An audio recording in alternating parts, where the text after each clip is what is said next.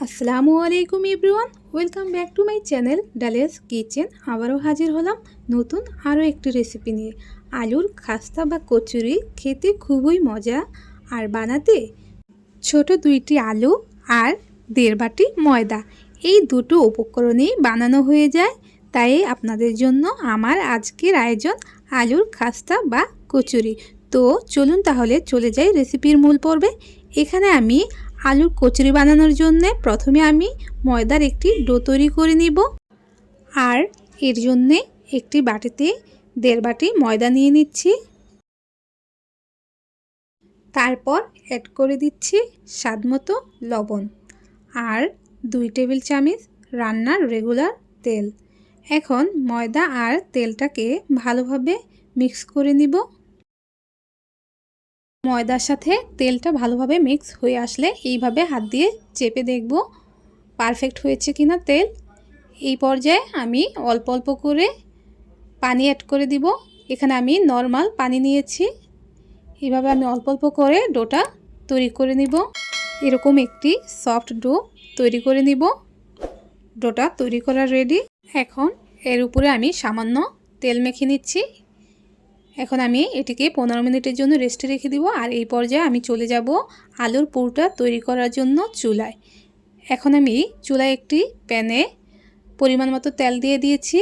সেই সাথে দিয়ে দিচ্ছি সামান্য পাঁচফোড়ন ও আরও অ্যাড করে দিচ্ছি পেঁয়াজ কুচি। এটাকে আমি কিছুক্ষণ নেড়েচেড়ে ভেজে নেব। এই পর্যায়ে সামান্য পানি অ্যাড করে দিচ্ছি।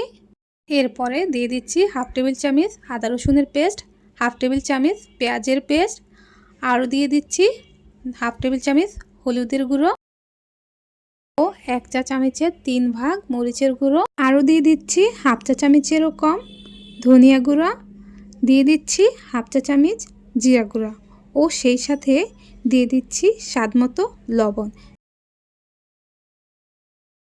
এখন মশলাটাকে কিছুক্ষণ ভালোভাবে কষিয়ে নিব। মশলাটা ভালোভাবে কষানো হয়ে গেছে। এখন এই পর্যায়ে দিয়ে দিব আগে থেকে কেটে ধুয়ে রাখা আলু। এগুলোকে কিছুক্ষণ ভালোভাবে নেড়েচেড়ে নিব।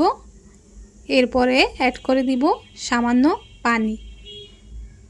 আরও একটু নেড়েচেড়ে এটিকে এখন ঢাকনা দিয়ে ঢেকে কিছুক্ষণ কষিয়ে নিব। এই পর্যায়ে ঢাকনাটা তুলে আবারও নেড়েচেড়ে দিচ্ছি। পানিটা টেনে আসছে, আলুটা কষানো হয়ে গেছে। এখন আমি পরিমাণ মতো পানি অ্যাড করে দিচ্ছি। ঢাকনা দিয়ে আবারও ঢেকে দিচ্ছি। ঢাকনাটা তুলে দেখে নিচ্ছি। এই পর্যায়ে ঢাকনাটা তুলে দিয়ে দিচ্ছি সামান্য পেঁয়াজ কুচি ও সামান্য কাঁচামরিচ ও সেই সাথে সবশেষে ধনিয়া পাতা দিয়ে নেড়েচেড়ে আলুর পুরটা নামিয়ে নিচ্ছি। আর এইদিকে কচুরি বানানোর জন্য ময়দার ডোটাও সফট হয়ে গেছে। এটিকে আমি আরেকটু ভালোভাবে মথে নিচ্ছি। ও বলে রাখি, আজ কিন্তু আমি কোনো রকম বেলাবেলির ঝামেলা ছাড়াই কচুরি বানাবো হাত দিয়ে। এইভাবে আমি যতটা কচুরি বানাবো ততটা লেচি কেটে নিব।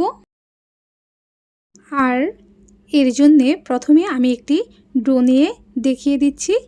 দেখতেই পাচ্ছেন এইভাবে হাতের সাহায্যে আমি করে নিচ্ছি। এটি আপনি চাইলে বেলুনের সাহায্যেও একটি রুটি করে নিতে পারেন। এরপরে আমি সামান্য আলুর পুর দিয়ে হাত দিয়ে মুখটাকে বন্ধ করে দিচ্ছি। এইভাবে আমি মুখটাকে বন্ধ করে দিচ্ছি। হাতে সামান্য পানি নিয়ে আমি মুখটাকে আরেকটু ভালোভাবে বন্ধ করে দিচ্ছি।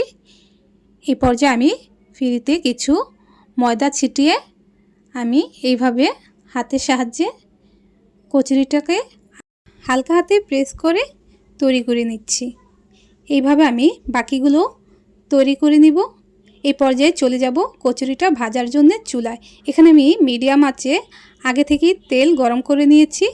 এখন এটিকে কচুরিটার উপরে আমি চামচের সাহায্যে হালকাভাবে প্রেস করে ঘুরিয়ে ঘুরিয়ে এপিট উপিট করে কচুরিটাকে আমি ভালোভাবে ভেজে নিচ্ছি। এইভাবে আমি সবগুলো ভেজে নিয়েছি। এই পর্যায়ে চলে যাব পরিবেশনে। আশা করছি আজকের রেসিপিটি যদি ভালো লেগে থাকে অবশ্যই বাসায় ট্রাই করবেন। এখন আমি একটি কচুরি ভেঙে দেখিয়ে দিচ্ছি কতটা সফট হয়েছে। তবে আপনাদের বলে নিচ্ছি, কচুরিটা কিন্তু নর্মাল পুরির মতো ততটা ফুলবে না। তো আজ এই পর্যন্তই। ভিডিওটি ভালো লাগলে অবশ্যই লাইক কমেন্ট করতে ভুলবেন না।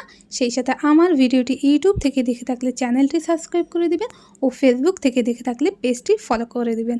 আবার কথা হবে নতুন কোনো ভিডিও নিয়ে। সেই পর্যন্ত সাথেই থাকুন। সবাই ভালো থাকবেন। Thanks for watching. আল্লাহ হাফেজ।